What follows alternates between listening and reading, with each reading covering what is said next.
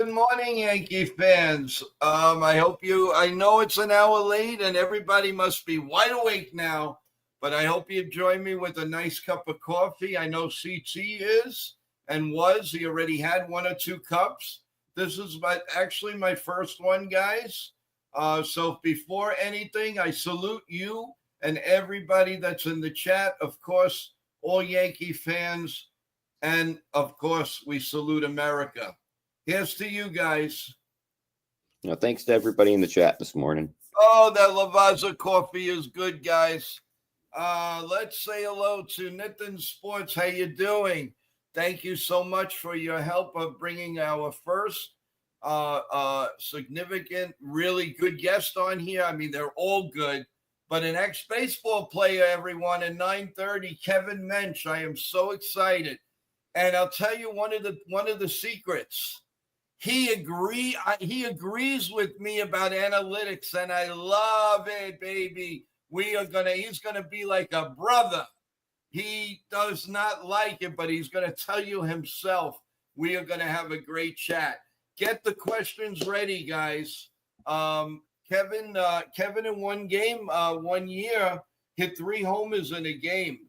So that's significant. So he's in the record books for that. We're gonna ask him a lot of questions. So I will go to the chat for some help from you guys with some questions. Make them good, and I'll get them right out to Kevin. So first, again, Nipton, good morning, Desiree. How you doing, my friend? I hope you're feeling well. You deserve to be well, and your ace is through and through. So we want to see you healthy here. And get on the show with us. Huh? We want to see some class. We want to see some beauty. Nothing against CT cards. Good morning to Jeff. Jeff, thank you for that early text this morning. I'm going to go to it. Yes, good morning. Looking forward to the Kevin Mensch interview, the former MLB player. I'm not going to be in the chat, but I'm definitely going to listen. Awesome. Thank you. Good morning, Jonathan. CT Cards, of course, is here. Good morning, Graham. So these are some of the people that are in the chat right now. Again, I want to extend my sincere thanks to Nitin Sports Rush. He's the best. Nitin says we love working with Kevin.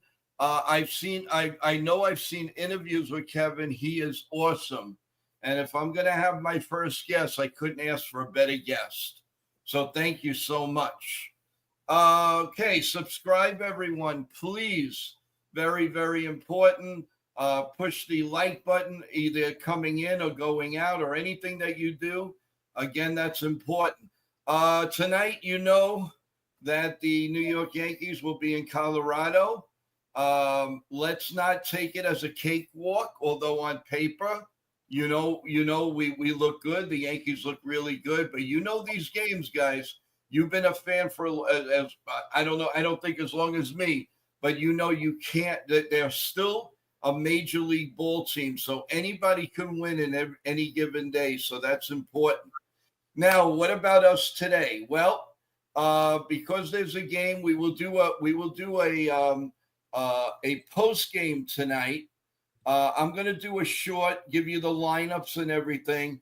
But 5 minutes after the game, when everybody's watching The Ugly Truth do the play-by-play, come back to us 5 minutes after and come and see the play-by. We'll talk about it. We'll do the post game. Hopefully, CT will join us. Hopefully, Ken will join us, and maybe we'll take one of you two from the stream if you guys would like to come in and talk about it. Desiree says NFV and some of the guys will be at the Rocky Series. Yes, they will, Desiree. I was hoping to join them, but unfortunately, there are two parties going on the weekend, family-wise. I really can't miss. I miss a lot of family outings working overnight for over 30 years. And I refuse. The one thing that I vowed is I would never miss close family or very close friends events. I want to be there. I want to share the moment. So, but I have him in spirit. He promised he'll send us some pictures and all. So I'm really looking forward to it. So, and thank you for that. That is very nice. So this is what's going on, guys. We are getting ready for the not only Kevin Mensch, but we're getting ready for a weekend series. And it's time for CT to take it away a couple of minutes while I have my coffee. Go ahead. Well, we got Clark Schmidt starting the first game of the series, and his ERA over the last 7 days is 3. Um, and he's starting to look a little better. He's gotten himself out of jams. I'm liking what I'm seeing out of him, and I think he just needs to keep improving on that. I hope he can stay healthy. But we did see Bellinger's hitting streak end. So I'm sad about that. But then I believe we have Max Fried start game 2. This will be an interesting start for him. I'm just interested to see him pitch at Coors Field. Mhm. I think it'll be interesting because the ball really pops off the bat there. So, we've seen that with many hitters that can, great hitters at Coors Field, but they get traded to somebody else and they're not nearly the home run or power hitter they were when they were playing for the Rockies. So this will be an interesting series. We can't play down to the Rockies, and we've been notorious for that. And I kind of think that we've shifted things this season where this team is starting to come together, and you're starting to also see some guys like, we've got some options here in the bullpen where I'm very impressed. We've been stretching out Yarborough, in his starts. I think this will be a good game, good series. But I'm interested to see what the lineup's going to be today. Yeah, I am too. I mean, they start. Again, I've been doing so much. Are they starting a right-hander or a lefty? The Colorado. Colorado, Tanner Gordon is their starter, and Right. he's second, and he is a left bats bats left. Throws right. He's a righty. Sorry. My vision. I'm looking at the screen. I'm going, what does that say? So he's a righty. Right. Okay. Well, yeah. No, that's good. So you got to figure they might start with Paul G as the leadoff hitter tonight. Yep. That would be that's possible. I would love to see, of course, our favorite Anthony Volpe bat lower in the lineup, but that's not going to happen because they're hardheads. But that's besides the point. Maybe Kevin Mensch can come out of retirement. We can definitely use a right-handed bat. And you heard it here first. I'm going to try to negotiate him to come back. That would be awesome. What do you think, guys? He was a very good right-handed hitter, Yep. and he was he sprayed the ball well. And hey, John the Beagle, good morning. Desiree, yes, the game's at 8:40 Eastern time. You're so right. Yeah, that's when everything's on.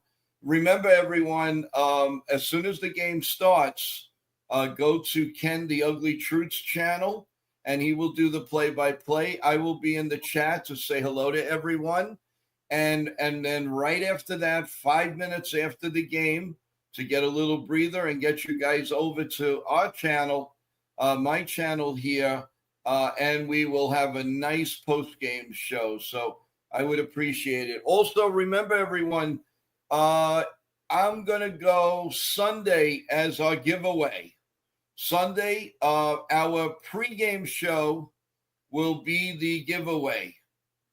We will see. CT, if you don't mind, can you find out what time exactly the Yankees start on Sunday, please? Yeah. Give me 1 second.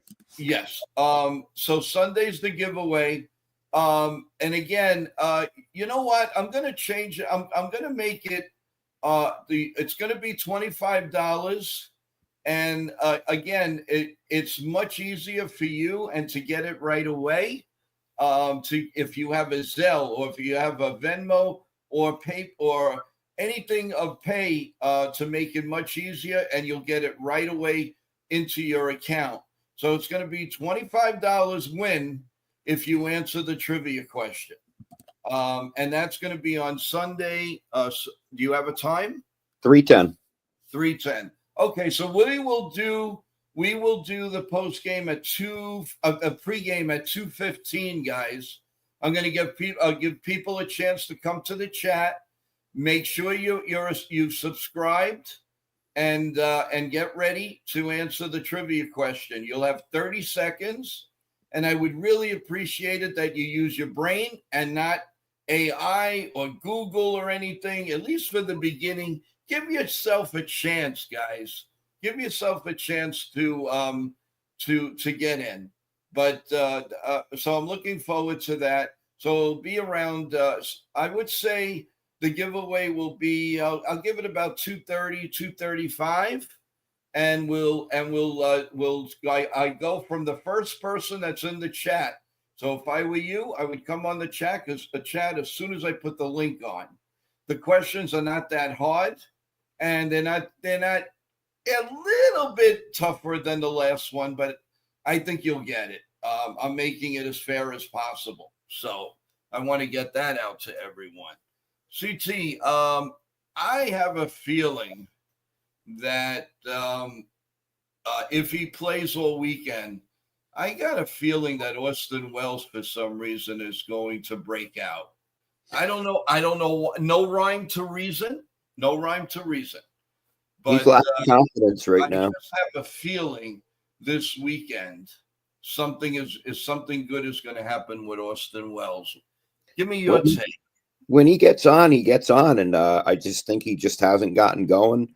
And I think Ken even said it's just he's had some bad luck, and I think NFE said it too. It's just the luck of the draw with some of his hits.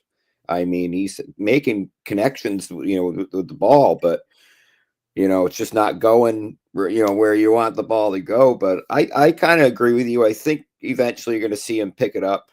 Um, I do fear, though, as Ken has mentioned, his arm thrown a second.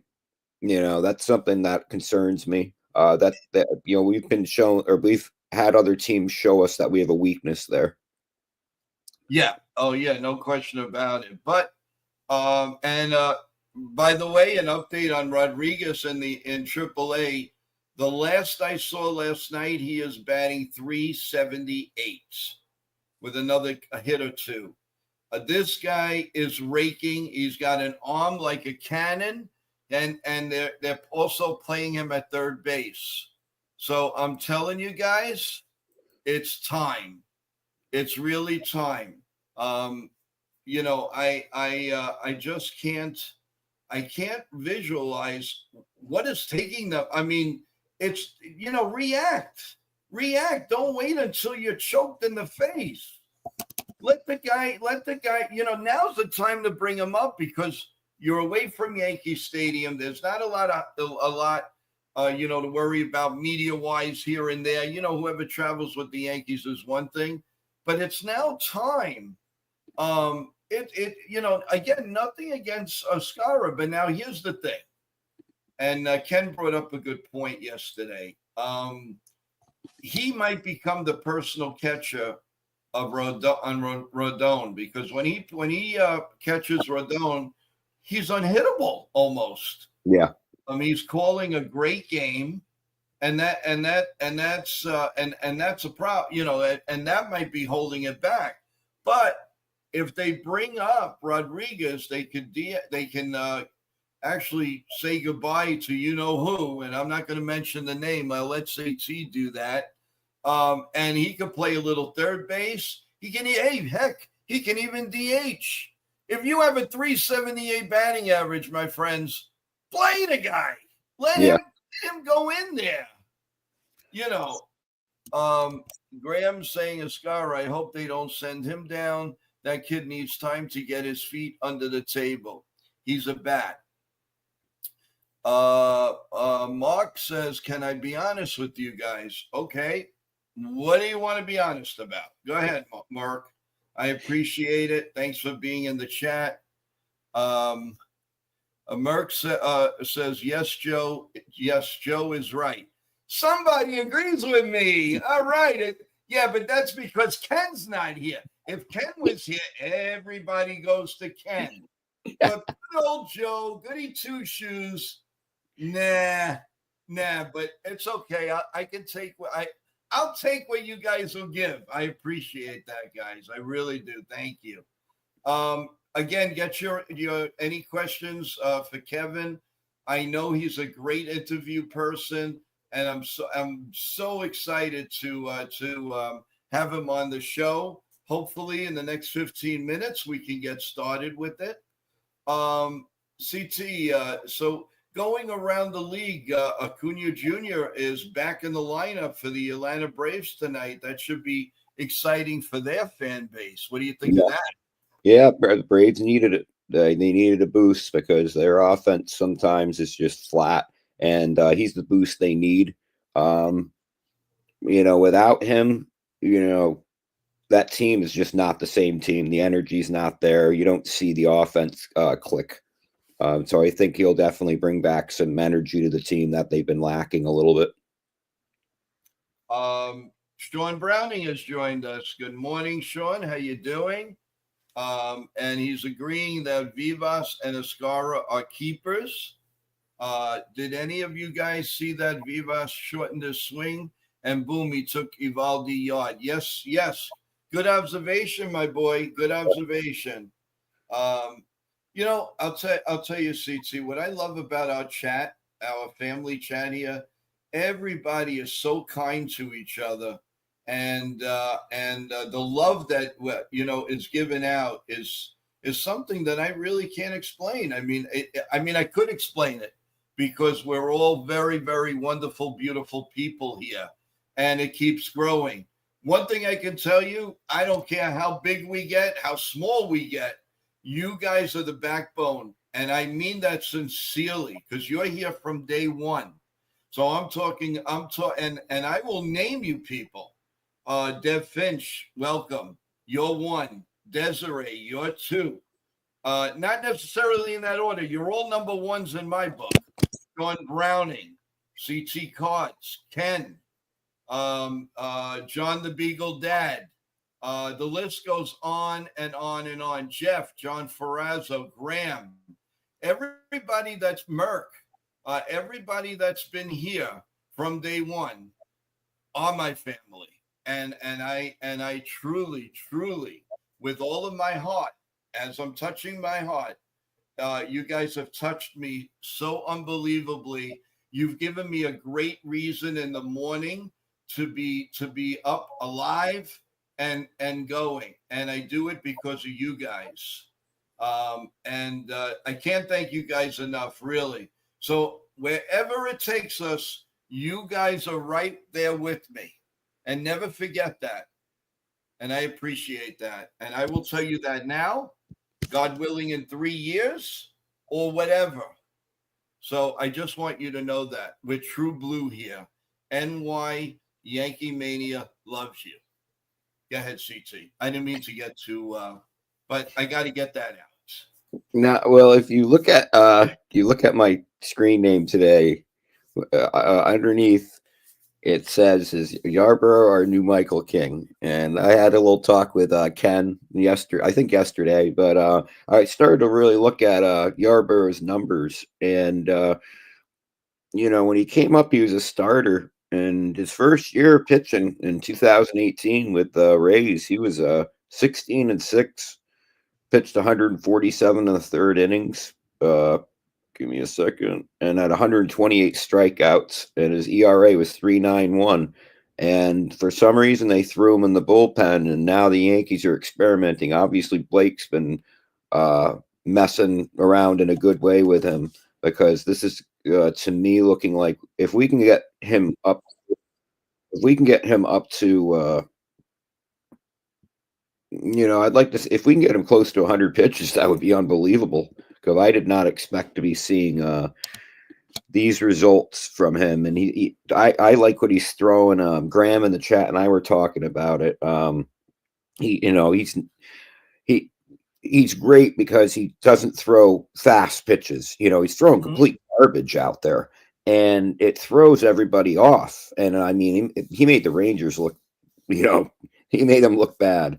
And, 3 great starts in a row until I see him really struggle, which I really don't think you're going to see that. I think he's given up a total of 4 runs in 15 innings over 3 starts. Not bad. And I think he only gave up 2 or 3 hits in his start in Texas. Mm-hmm. Yeah, and 8 strikeouts, Nathan. Yes, very true.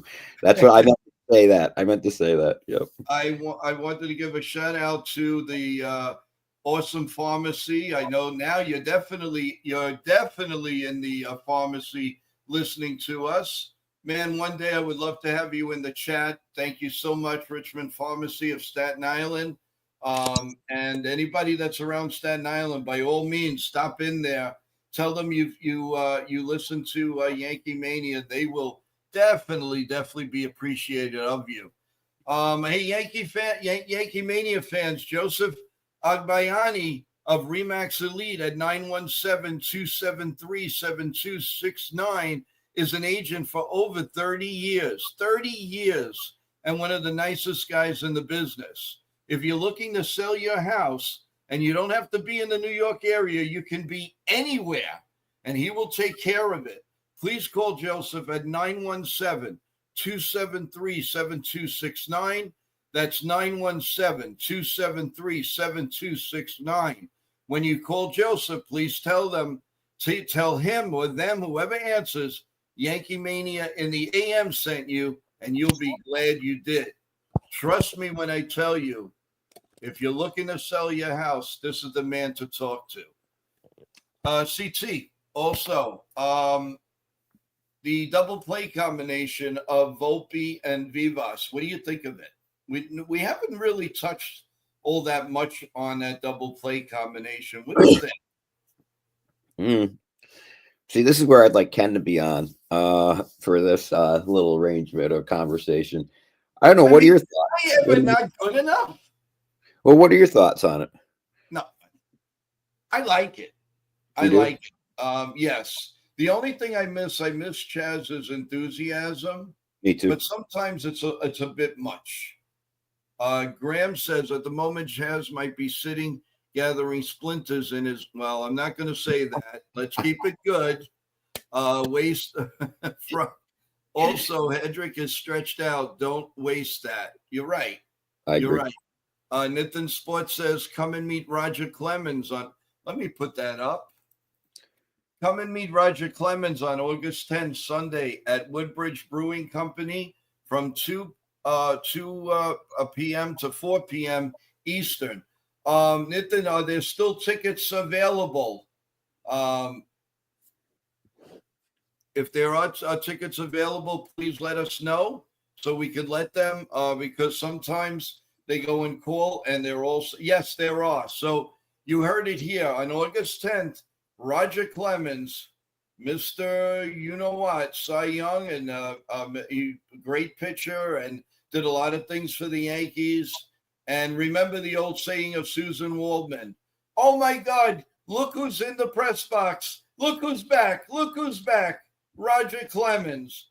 And goodness gracious, he is back. And then Roger Clemens went to the Yankee fans on the microphone and said, yep, I'm coming back. I'm going to practice a couple of games. I'm going to try to help the Yankees win a world championship. So I thought that was really cool. Don't mention Piazza. Don't mention Piazza, Graham just said. Oh, God. Yeah, you did.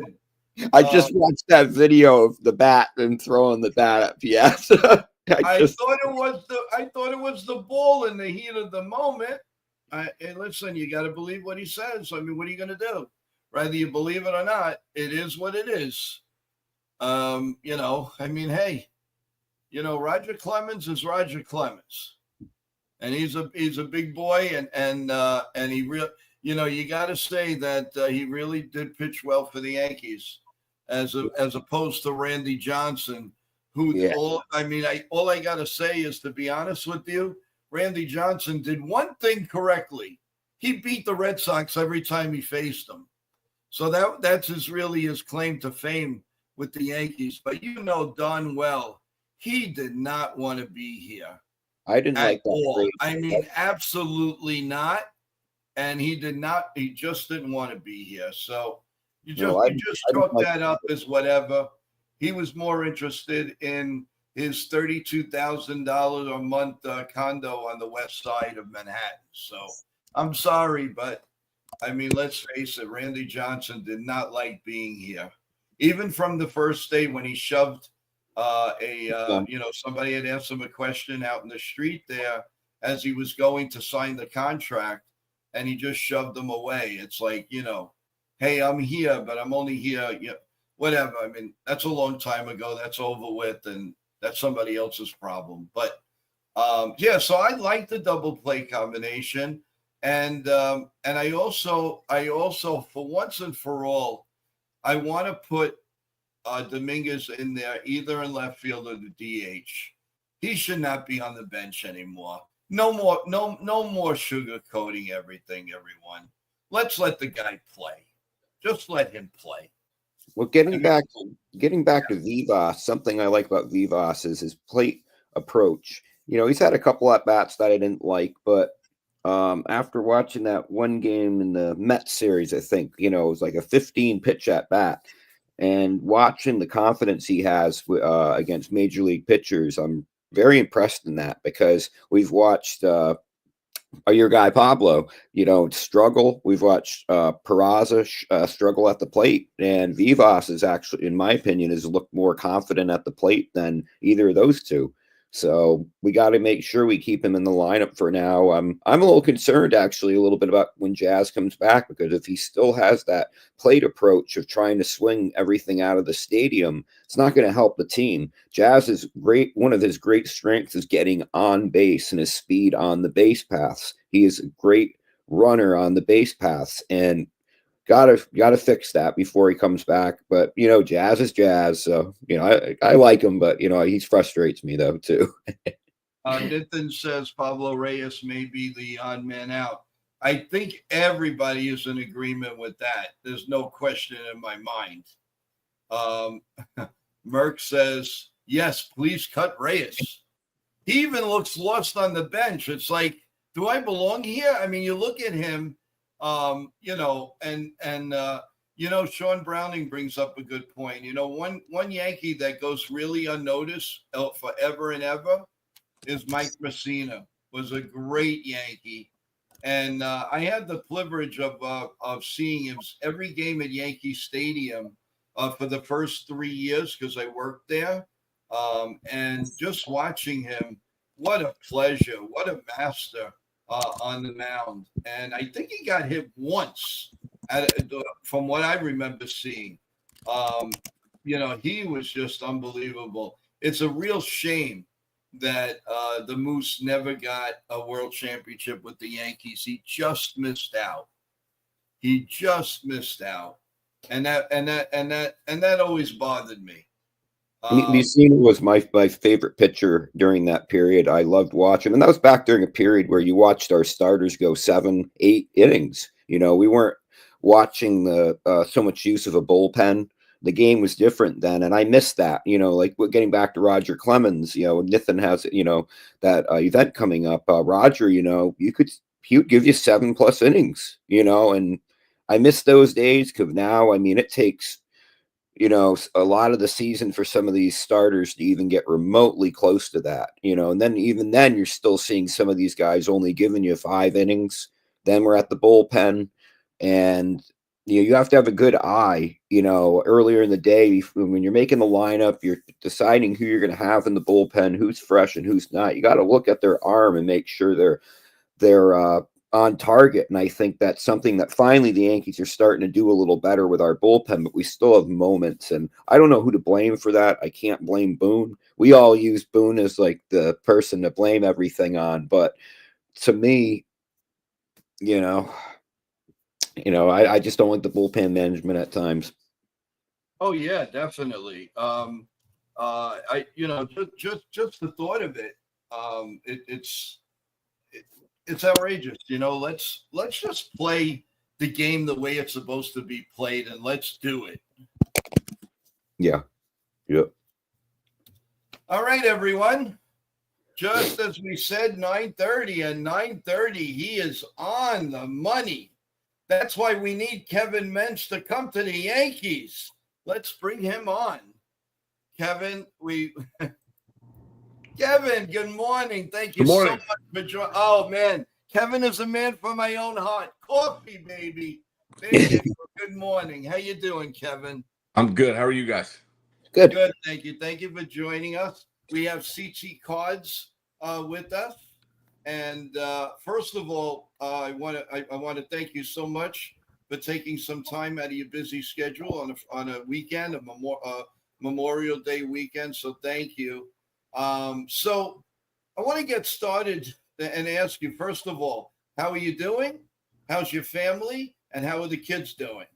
Good. Yesterday was the last day of school, so summer break has officially started here in Texas. Nice. Oh, Nice. awesome. Okay.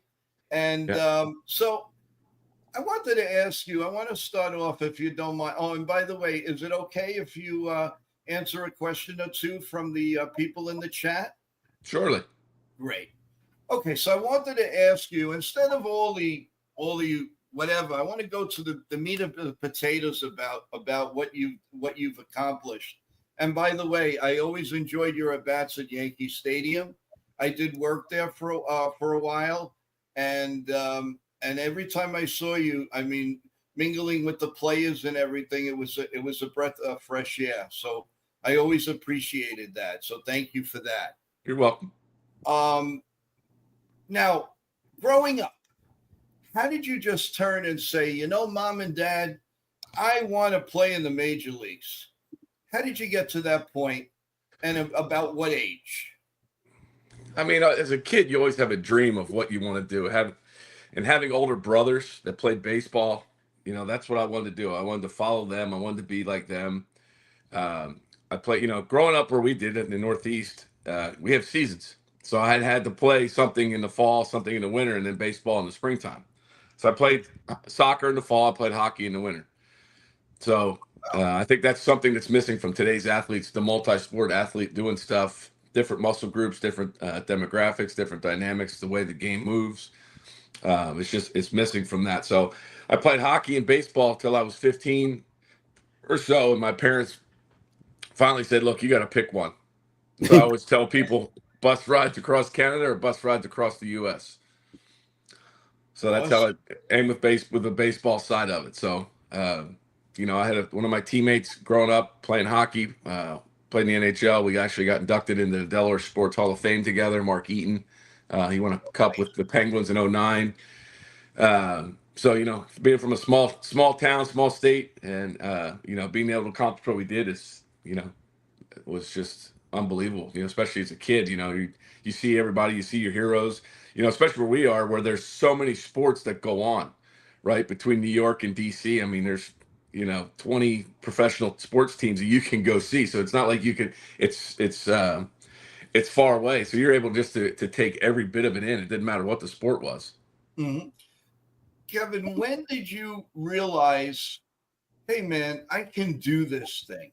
At what age, and what, did you turn around to somebody, your friend, a wife, girlfriend, whatever, and say, you know what, I can do this? When did that kick into your head? Probably maybe around my sophomore year, college, go out to Team USA, and growing up where we did, guys didn't throw, especially we didn't throw, maybe mid 80s, high 80s at the most. So I got to Team USA, and guys are throwing 98, and I'd never seen it before, and I thought to Mhm. myself, wow, okay, this is what it's like to play on the, at these higher levels. And then, once I was around it more and started to adjust to it, and thought, well, you know what, maybe I can do this. So it was probably around then when it all kind of took off. I did talk to Bob Boone who was when I was with the Nationals at the time. In my sophomore year, he said that they were up scouting Carlos Pena at Northeastern, and I had Oh, a really good weekend swinging the bat, and he said that's kind of when I put myself on the map. well, you started as a rookie in 2002, I believe, right? And Yes. and actually, your first year, you hit 15 home runs. Now you played in 2 Texas ballparks, right? Arlington, or was it just Arlington Park, or Just did you go to the new one? Did you go to just Glow?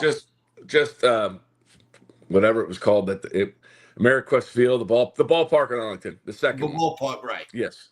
What Yeah. was the difference of the two? And I always have one question. I always heard in growing up, in that ballpark, was it true when you guys had 35 or 38,000 as capacity? Was it true there was only 2 exits in that ballpark to get out of the park? God forbid of anything. No, no. There was exits on. They had You're talking about the ballpark in Arlington. They had pillars, concrete pillars, and there was gates for every bit of it. You could get out everywhere. It had underneath. Underneath, there were only 2 exits. There was an east and a west entrance where the buses would go and the players and stuff. That was it. Okay. Underneath, yeah. Yeah, because that was always that was a not. And I remember in a Yankee broadcast, they were saying it's very, very difficult to get out of here. And I don't know if you remember. I'm sure you do. Phil Rizzuto. He was. You get lightning, and he's already on the turnpike, already gone. He said, "That's it. I'm gone, guys. Sorry, finish the game, but I'm getting out of here." So, so now just take us back a little bit. So the young people, I do have a lot of youngsters that listen to this program and watch it, and take us back on what was it like. Do you remember your first day of becoming a Texas Ranger, going into that locker room, driving to the park or going to the park, and what goes through your mind? I'm curious. I mean, we were in Colorado Springs and I had got the call. And I had gotten here probably about the 5th inning. And I was just more enamored with, the fans being inside the ballpark. I had been with the team all spring, had a good spring. So I'd known all the guys. So it wasn't, I was shocked at that point. I was more shocked, it's in spring training being around them and doing that. But once we got here, it was just kind of just taking in all the sights and sounds because that's what you see is when you walk in as a fan, you get that feeling, and now all of a sudden I'm in the dugout, having that same feeling. It just kind of took me aback for a minute just to kind of take it all in. Wow. Yeah. I mean that must be what a dream come true. And your family, do you remember everybody, a lot of your family at your first game? Your first moment, your first hit. I know it's the greatest thing for mom and dad to see, and I'm sure you made them very proud, and obviously you make them proud all the time, all the way up to today with all your beautiful kids and all of that. So we commend you for that, man. We're so happy, and you were definitely one of the good guys. And before I go into something that I know we're going to agree about, CT, do you have any questions for Kevin before I get into meat and potatoes with the man? Oh yeah, Kevin. Nice to meet you. I know that you played at the Cape Cod League, and I'm actually up at the Cape this week. So I What found town that are you in? I'm in North Truro, Okay. near P Town. But I did want to touch upon something I really liked reading about, and I remember this game actually on July 26, 2006. You hit a 2-run double against the Yankees, and that was the 50,000th hit in Rangers franchise history. What was it like? What was it like getting that hit? I mean, you don't think about that stuff. That's just stuff that comes up. You hear, "Oh, you did this." I go, "Okay." It wasn't as if the moment's out and everybody it's flashing up on the screen and everything else. But you know what I got for doing that? I got traded the next day. 2 days later, right? Yeah, I got traded for that. So yeah. Why didn't you come to the Yankees? That's where you belong. We always needed a right-handed hitter. We need one right now. But you guys understand though, being a Philly guy, we hate New York. Yeah, I know. But we right. That's always been the thing. That's why I love going up there. Just trying to. I think doing so well at Yankee Stadium and everything, just because I hated New York so much, being a Philly guy. Oh, gee. And here I am. I'm going in the chat saying we're gonna endorse you to come back and come and play and be a great right-handed hitter for the Yankees. We do have a couple of questions from the chat, if you don't mind. So the Okay. first one we have is Nitin Sports says make a comeback, Kevin. That's number one. And what was your greatest moment at Yankee Stadium? What do you remember about playing there? How did you feel, and how did you? This is from Mark.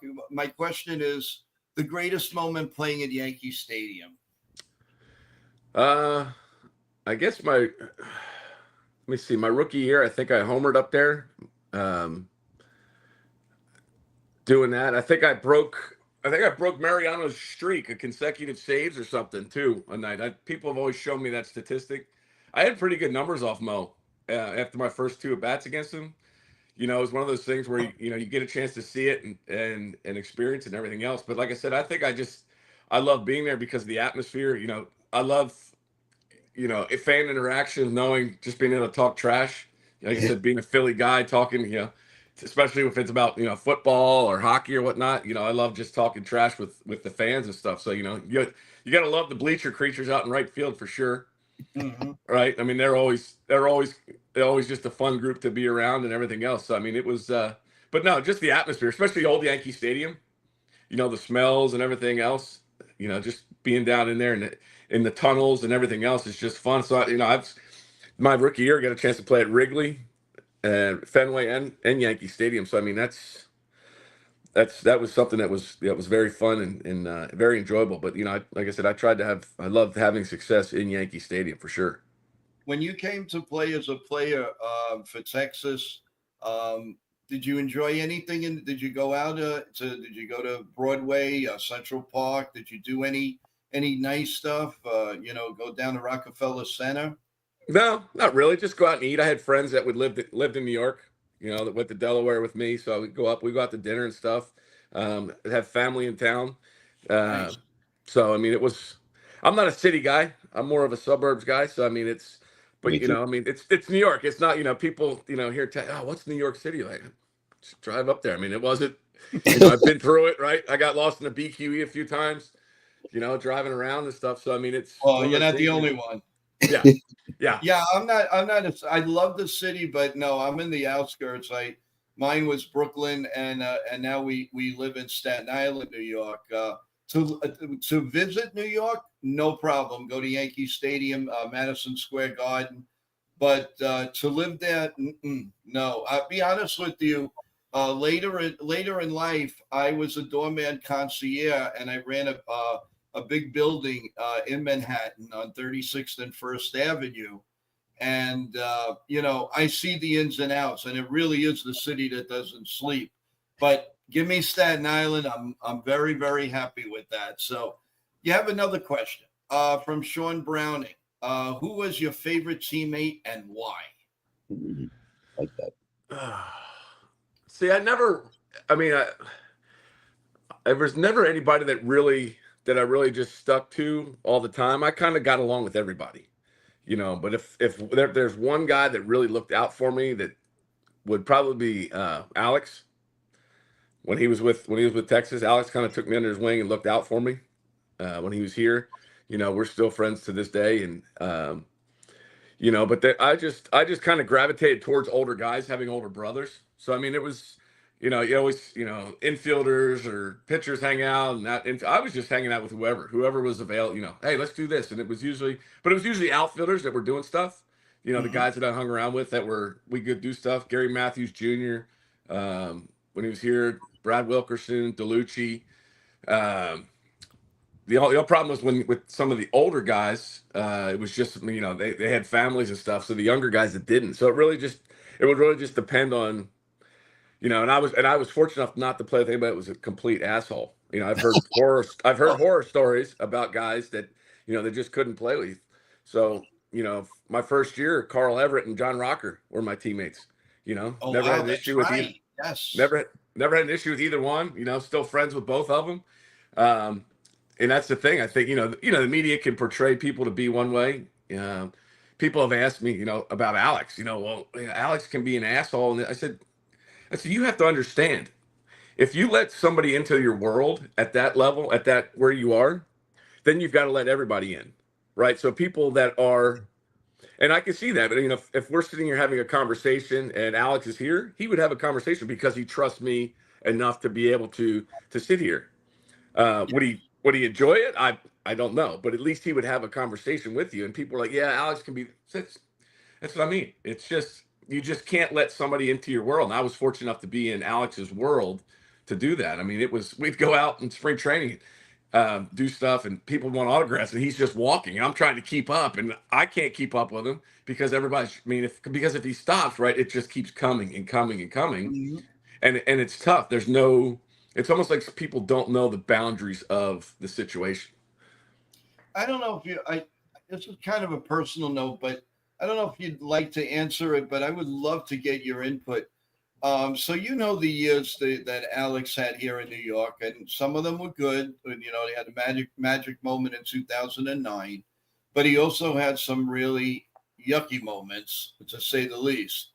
Do you believe that at this time Alex Rodriguez belongs in Monument Park? I mean, I don't know what the numbers say for how many years was Alex there?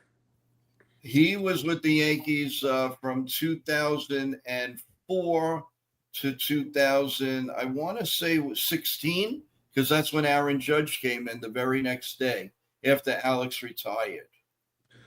I mean, I think the numbers and everything else should put him there. I mean, you comparable to the guys that are there, but it's kind of like um, he has the numbers to do it. He's probably the greatest baseball player that I've seen play. I mean, five tools. This, how big he was, being able to compete, regardless of the PEDs and everything else. I mean, there's guys that have done that just never been caught, whatever, and doing that. I mean, they always talk about they should make a wing in the Hall of Fame for guys that did it.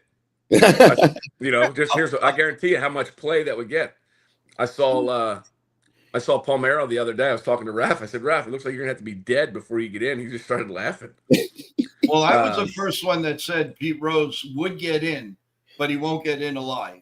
When Yeah. he's, and if I were, to be honest with you, if I were a relative of Pete Rose, I would say, you know what? Keep it. I don't want it. I don't want any part of my father. If he couldn't enjoy it while he was alive, why should people that don't even know the name Pete Rose that are growing up in the sport enjoy it? No, I'm sorry. I don't agree with that. Yeah, and that's kind of a slap in the face for. I mean, there's guys, murderers and rapists and everything else in the Hall of Fame, right, that have done stuff. But now we look at the Hall of Fame, it's become the Hall of Mediocrity, right? Yes. Right, and that's the problem. It's like almost like a popularity contest, really. Guys, well, I'm not going to vote because of this. I mean, how does like this year, Ichiro should have been a unanimous pick, right? I think Mo's the only one that was a unanimous guy, right? Yeah, and that To get may in. stand forever, to be honest with you. But I mean, that how do you not vote for a guy, a Cal Ripken, a guys that have played their entire careers with one team, because you're never going to see that again, ever. Yeah. So I mean, you guys going in wearing 7 different hats to the Hall of Fame. What are we doing? I mean, you want guys that transcend the game, guys that were just consistent, right, the entire time, regardless of whatever. But that's what it's become. It's just those look, because if you do that, I mean, you look at some of the guys that are in there, and you're like, wow, okay, this is what's in. All right, then why is people always make a case for Donnie Baseball, right, for Mattingly. He's the guy that people make a case for. So They wanted to see at least 2 more years. yeah, And and look what he did the final year when he finally made the playoffs. What he got, like 409 in the playoffs. Unfortunately, they lost at the last minute to the Mariners, which I never forgave. And I turned around and I said, the only way I'm going to be able to sleep is if the Yankees win the World Series next year. And fortunately, they did, because I was getting a little tired, to be honest with you. No, but a lot of things go on. Sean Browning says Bonds, Clemens, Palmero, and Sosa. Would you put them in that wing? I mean, in all honesty. In what, the steroid era, that part of the Hall of Fame? Would Yeah, you put the absolutely. I mean, look at what Sammy and McGuire did for baseball, yes? right? So last year, the All-Star game was here, the home run derby. Guys weren't. They were just basically hitting basic home runs, right? We want to go back to, the Milwaukee All-Star game when Sammy was hitting them out of the stadium. That's what people want to see, right? They want to see these guys. They don't have to be all-stars. Get the biggest dudes. Let them come out here and just mash. The guys that are in the All-Star game, unless they're, a Judge or a Stanton, let them come out and just see how far they can hit baseballs. Right, that's what people. It's like the long drive competition. Just let them come in and do it, and just entertain them. That's what people want to see. I don't want to see wall scrapers.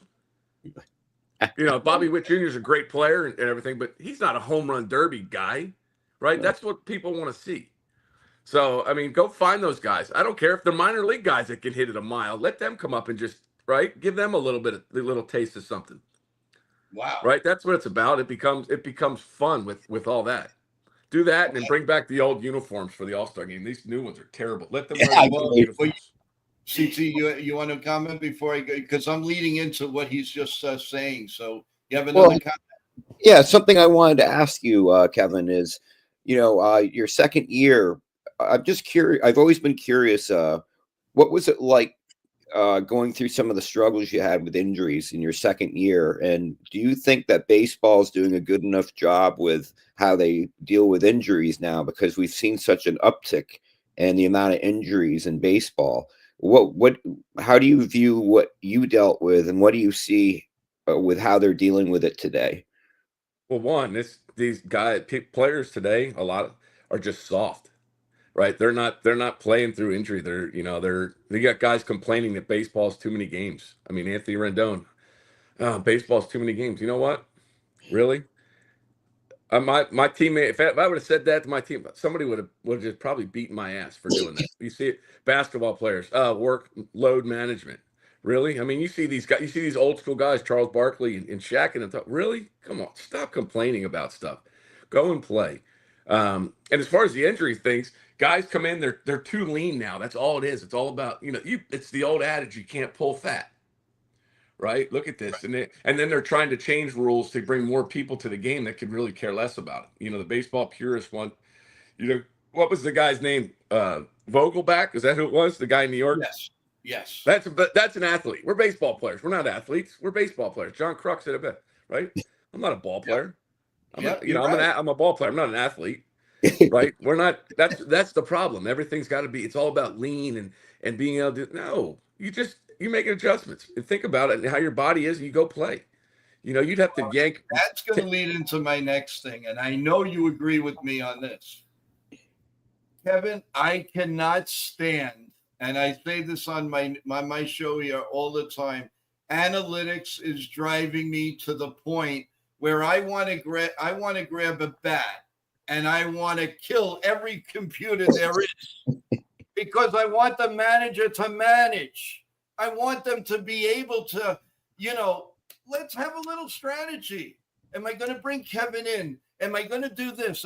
They don't do that. And I don't want to hear, Aaron Boone is the manager. We know that. But is he really the manager?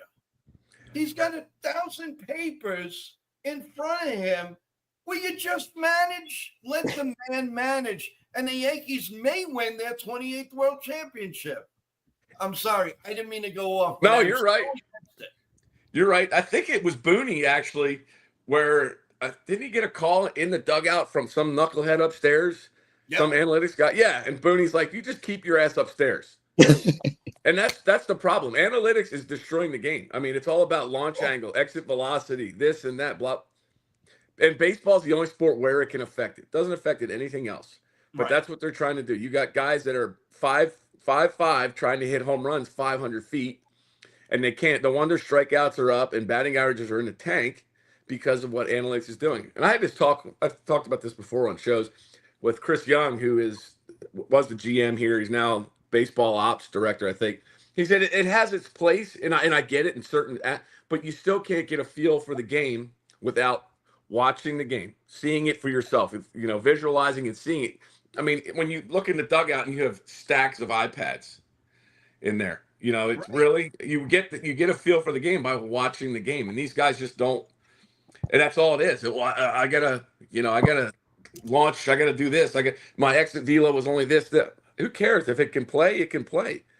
But that's what everybody wants to sell. They want to sell it on, all these rules they've made to try and change the game. The bases are the size of a damn pizza box. It's just it's ridiculous. You're gonna get me on my soapbox here talking about all this stuff. Um, but yeah, it's so hard. Game is just so hard to watch now. I grew up a Philly fan. There's no National League and American League baseball. It's just Major League Baseball. So don't say the National League, the pennant, and American League. No, there's not, because everybody has a DH. Pitchers don't hit anymore. So I mean, and you've got what I don't know what the rosters are now. You've got more pitchers and everything else, but all these rules and everything. It's just hard to watch. Trying to speed games up. I mean, you pay $400. You don't want to be gone in an hour and 10 minutes. Yes, and that's correct. And the thing is, I truly believe that analytics also kills the fact of, if you're on the mountain of getting a player, and it says, well, no, his attitude, or he can't hit against this bit. Baloney.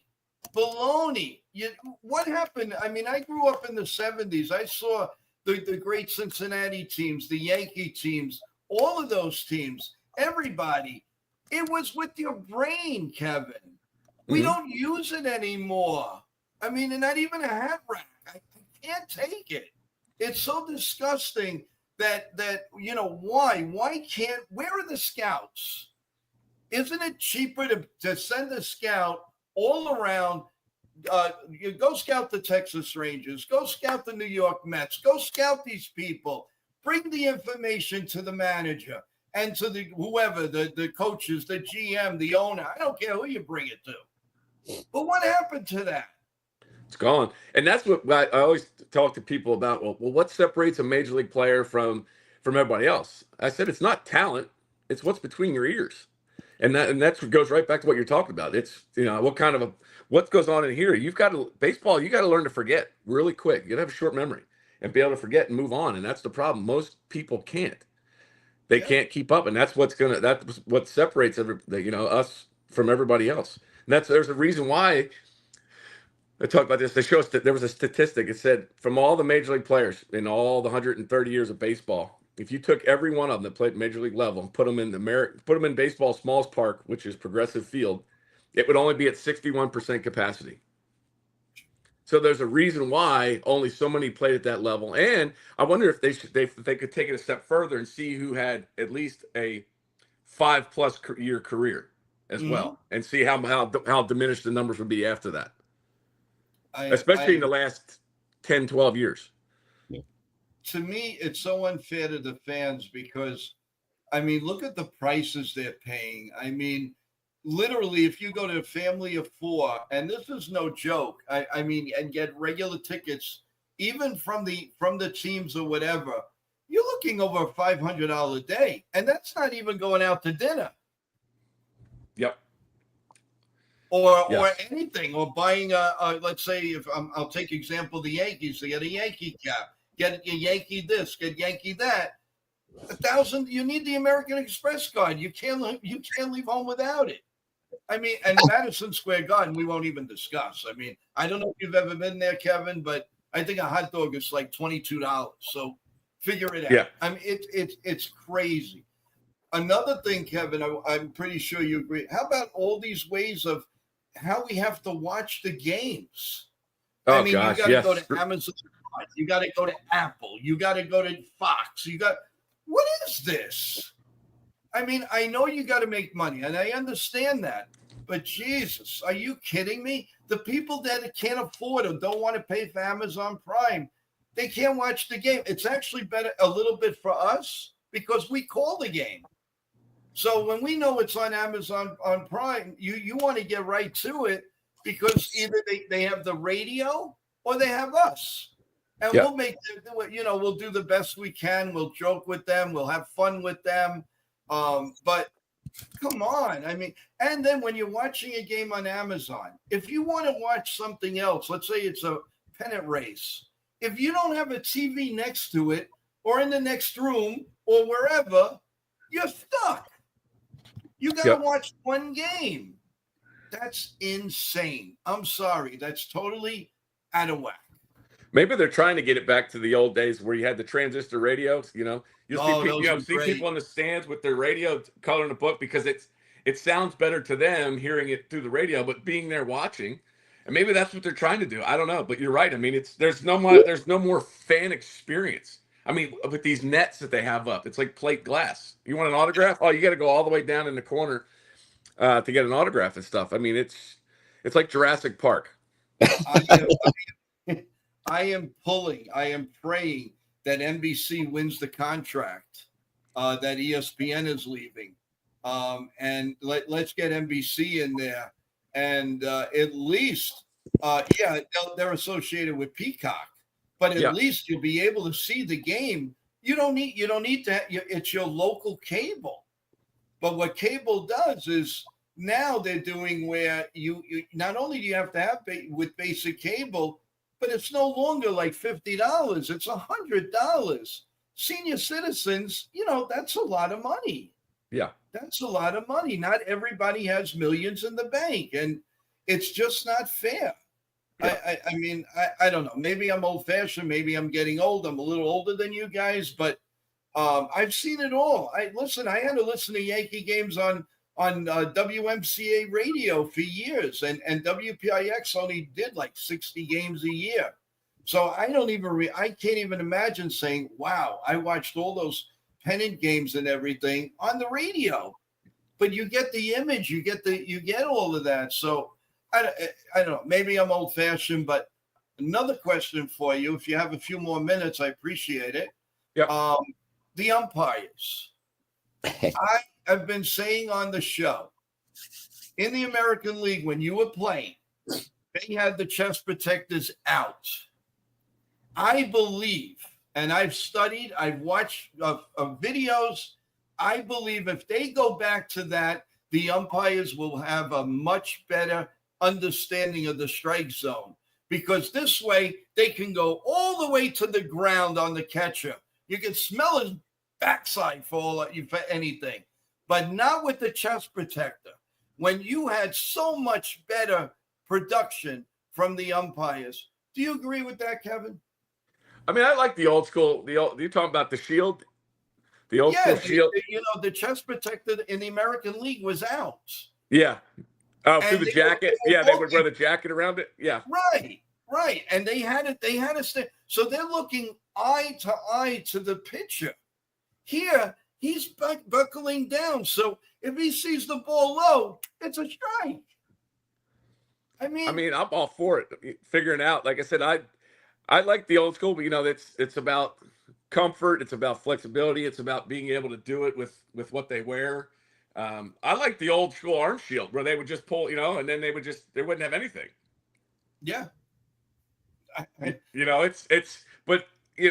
the problem is these umpires are under so much scrutiny now with the strike zone box, which sits probably 6 inches in front of the plate, so it doesn't give you a true picture of the strike zone.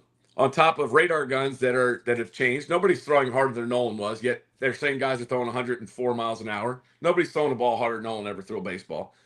So I mean, but what they're trying to do is and robot umpires now too, and everything else. I mean, it's taken away so much. And what about bunting? Can anybody bunt? I don't say an Aaron Judge or somebody like that, but come on, you have an Anthony Volpe here. You have guy. I'm just going with the Yankees just as an example. But what happened to bunting? Why can't you bunt? Small ball's gone. Yeah. Hit runs, hit behind runners, all that stuff's gone. Hit and run. There's nothing. You wait. It's like the Earl Weaver. If you remember about Earl Weaver, waited for the 3-run homer. Sometimes it worked. Sometimes it didn't. Yeah. Kevin, we do have a question from Merck again. I do have a question. Since you're a Philly fan, do you feel that the Phillies are going to beat the Mets to win the division? Now, remember, it's a New York show. Yeah.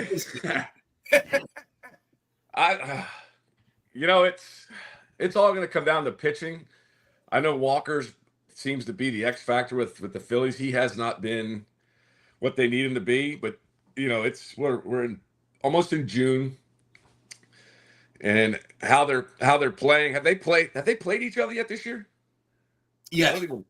They did. Yeah, they had to have. Yes.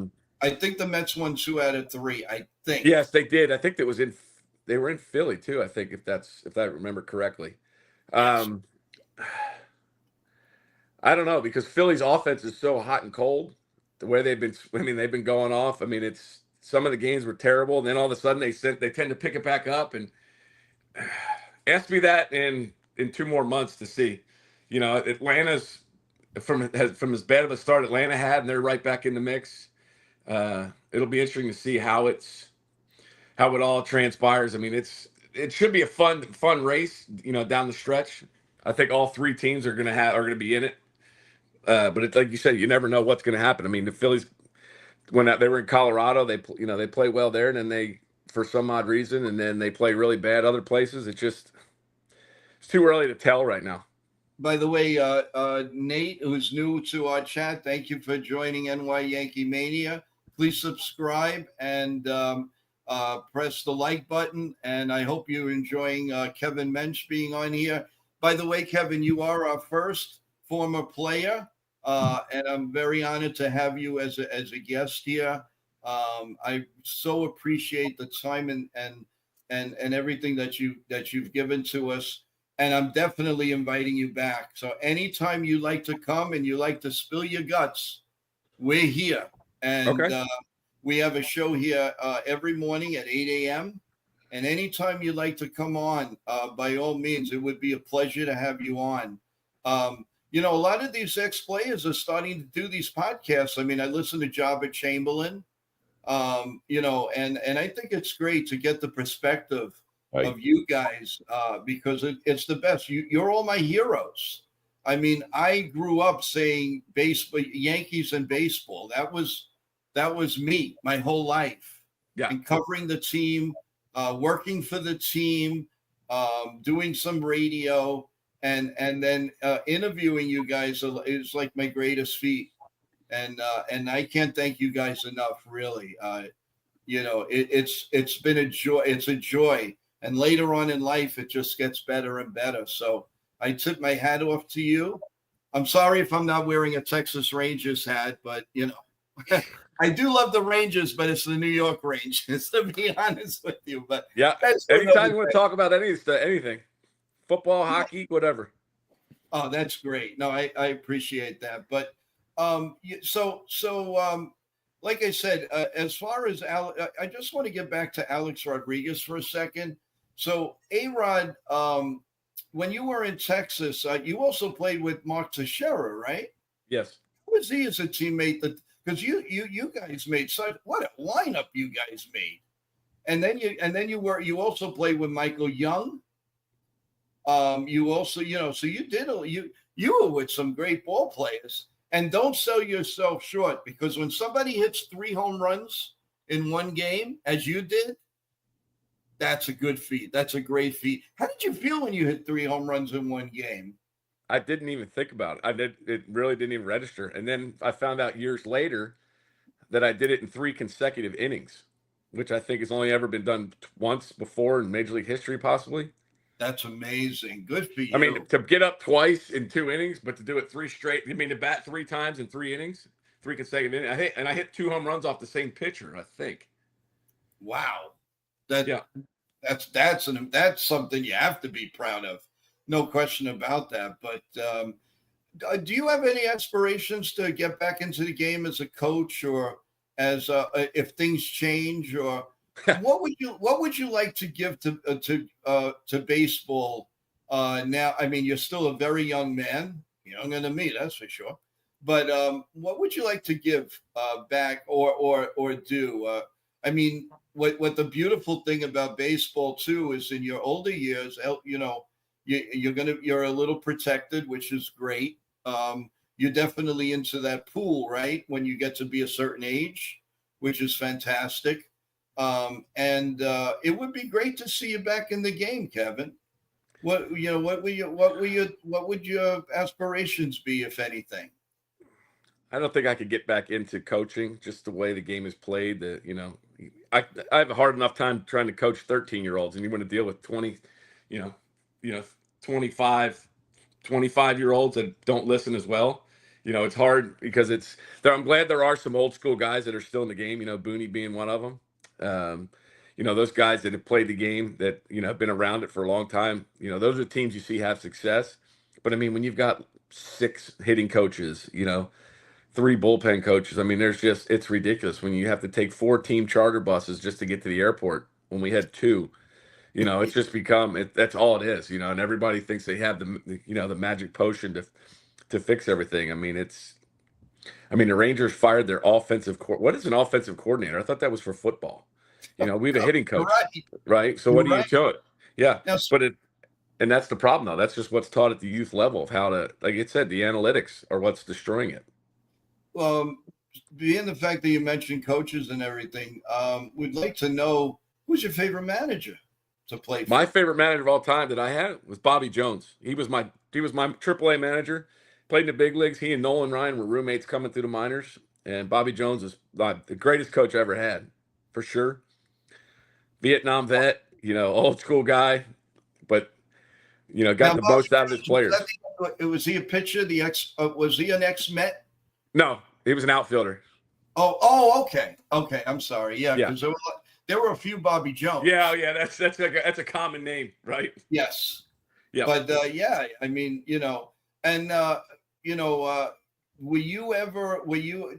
what about the struggles of being away from the family? How do you deal with that? How did you deal with it?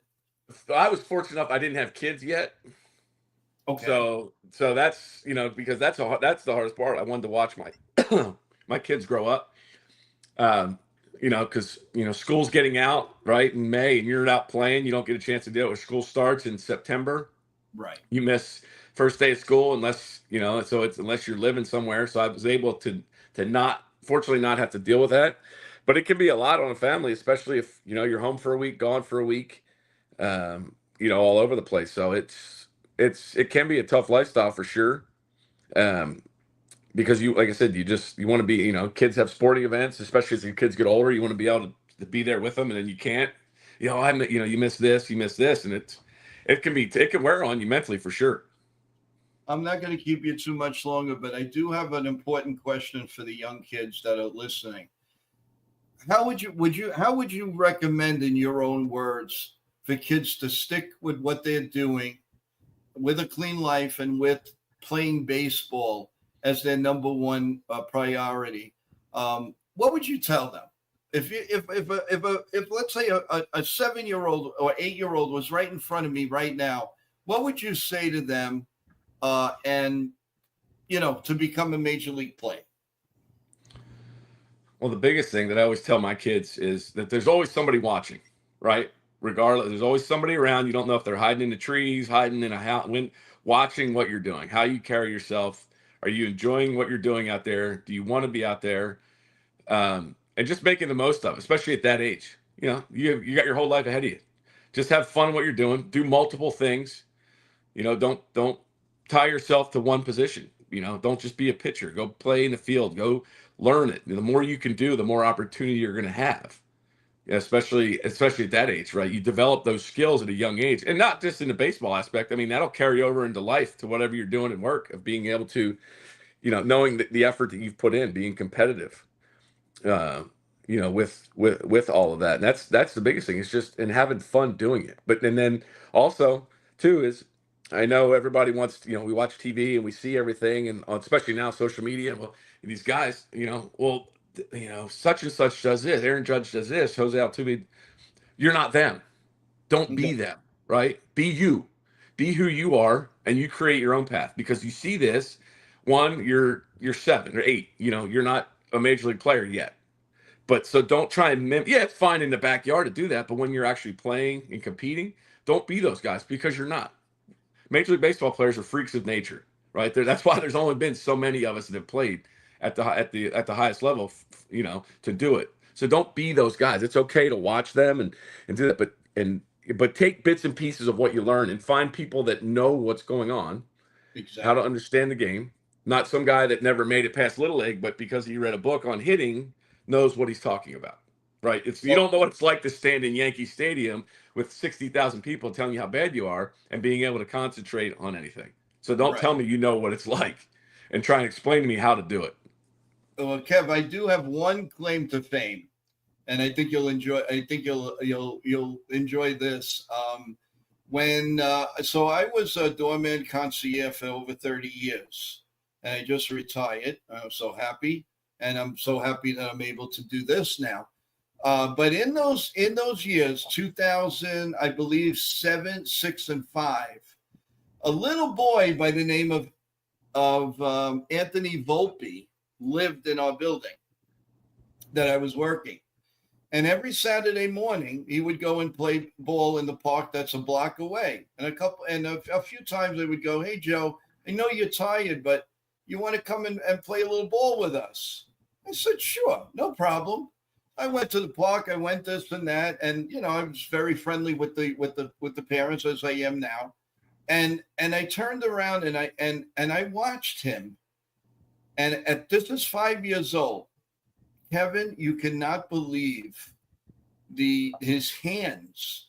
I tried to trick him in any which way I could. I would say, okay, I would try to hit the ball to his left, but really hit it to the right. The instincts on this boy was amazing. So I turned to his father, Michael Volpe. I says, "Listen to me. I'm telling you right now, you might think I'm crazy, but one day, if he has a passion to play baseball, Michael, I know you guys are doctors, find the time. This kid is going to play shortstop for the New York Yankees. God is my witness." And he thought I was nuts. The day they've drafted him, I got the call. And he was, I believe, wearing the shirt that I gave him because we named him Bambino, Little Bambino.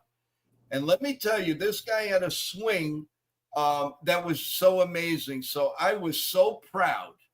I had tears in my eyes, I'll be honest with you. But, so that's why always live your dream. Live that dream because you don't know. You don't know. And that's a story I love telling. And I should have been his agent, to be honest. No, just kidding. But so I just thought I wanted you to know that's my little claim to fame to baseball. And living in New York, I mean, it's great. But again, the outer skirts is wonderful. So, Yeah. but Kevin, I can't thank you enough. Really, you please, anytime, you just let me know. Please come on if you feel like talking and whatever.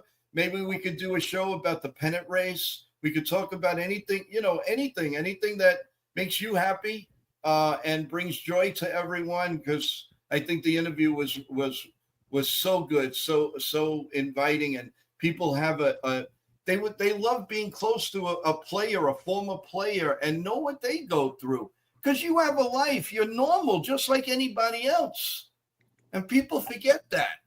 And not only do we envy what you do and what you did, because you were one of the few out of thousands and thousands and thousands of people that try to become a baseball player. So we're honored. We're totally honored when guys like yourself come in, and it was a very good player. You were a very good player. So I'm just glad you didn't kill the Yankees too much, but that's all right. And I'm happy about that. But no, and I do know that you hit a lot of Oakland A's pitches. I know you had a big swing on them, and you had 11 hits on Zito, or one of them. I'm sorry, I don't remember because I was looking it up, and I remember that. And so you hit the A's pretty good. I'm glad I'm sure they probably wanted you on their side. But like I said, I thank you, and I hope you'll come back and visit. I really do. Anytime. Thank you, Kevin. You have a great Memorial weekend. If you have anything that you want to say, promote, please do. Well, Not yet. We're gonna get my show gonna get it back going again here soon. So it's called the Big Head Pod. We'll get going again here soon. Great, great. Well, we'll be looking forward to it. And again, well, come on and promote it. We would love to have you. Yes, sir. I appreciate it. You have a great weekend, Thank you. and You too. give a big hug to all the kids and everyone there in Texas. Yes, sir. Thank you And very much. enjoy. All Have right. a great weekend. Thank You you too. so much. Yep. All right. Take care. Well, fans, you've heard it. I hope you enjoyed. I didn't want to take too much more of Kevin's time, but it was going so beautifully that it was just great to have him and keep going. Thank you, Nate. The Mets did sweep the Phillies in that series. Thank you. Yeah, I want to thank everybody in the chat. We have been on for an hour and 21 minutes. I hope that you all enjoyed it. Please, if you really enjoyed it, press the like button for us. Subscribe if you haven't subscribed. I did see some new faces. Writings in the chat. Thank you. So as far as later on, everyone, we will do a post-game show. But first, please, everybody go to Ken's channel, and Ken will have will definitely have the play-by-play. And then from there, 5 minutes later, give you guys a chance to get a little sandwich, a wrap up. Come back here to NY Yankee Mania, and we will definitely do the post game, and we'll have a really nice round table, especially if the Yankees win. So, well, with that in mind, and I will give you shorts throughout the day. I'll give you the Yankee lineup. We will do all of that. Tomorrow morning, we will go back to our 8 o'clock spot. So get your coffee, bagels, and everything ready. And then Sunday, we will do the giveaway, everyone. The $25 to one person that's in the chat, that's a subscriber. Answer the question within 30 seconds, and you're the winner. And I'll get all your details. It would be nice if everybody here that knows they're going to participate, send me your information at joeyankees28@gmail.com. Like this, I don't have to go fishing for it. It's already there. You're the winner. So if you have any idea that you want to try and win the prize, definitely email the show and make your life 1, 2, 3, and we'll get that prize to you within 15 seconds, literally. So again, thank you for that. And again, thank you for everybody out there watching. I hope you enjoyed Kevin Menz, and that we'll do this again. It was a joy to have him. What a great guy, huh, guys? That's a ball player. That's not only a ball player, that is down to earth. You can see he's humble, and he loves everything that he's done. And he's a little nice nest egg for his family, which is fantastic. So we will see you after the post game. If there is big news, big enough, then we'll come back live.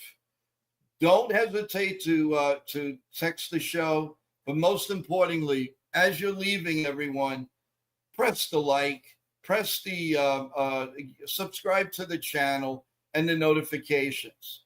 So as I always say, everyone, I love each and every one of you. Definitely have a great start to your Memorial Day weekend. If you have a little bit of time to come to our show on the weekend, I really appreciate it.